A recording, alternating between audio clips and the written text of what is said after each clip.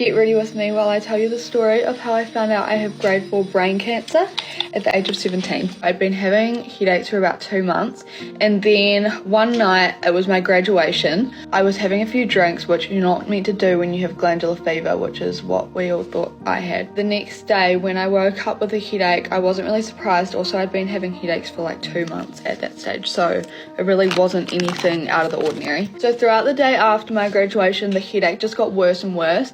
It was worse than it had ever been. The headache before would usually pretty much stay pretty much the same, and on this day the painkillers were not working at all. They weren't relieving any of the pressure, and by the time my mum got home from work, I was actually semi-conscious. So my mum thought that I had had alcohol poisoning, and so she wasn't too worried, but she kind of just got some fluids into me. At around 7 o'clock, my dad came home from work and he took one look at me and was like, we need to take her to a hospital ASAP.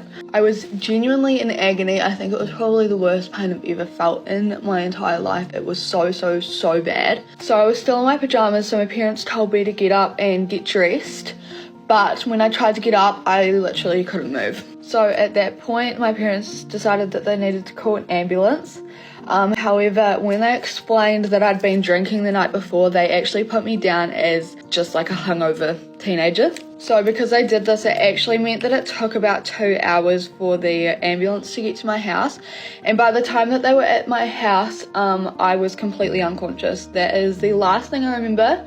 Last thing I remember was throwing up in my bathroom, and then I collapsed backwards and was unconscious for the rest of everything I'm about to say. So the ambulance arrived at my house, and apparently they did some checks over me. They weren't very worried at all, even though I was unconscious and like going in and out of being responsive. However, once a nurse saw the colour of me, they knew that something was seriously wrong.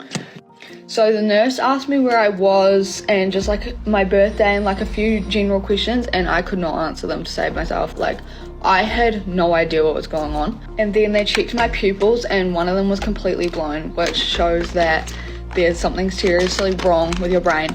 And about 10 seconds after they saw my pupil was blown, they hit the resus button and all the doctors came in. So then they sent me for a CT scan, and that was where they saw a very large tumour in my brain that was actually bleeding. So that was what was causing like all of this. There was so much blood and pressure in my brain that it was basically bursting.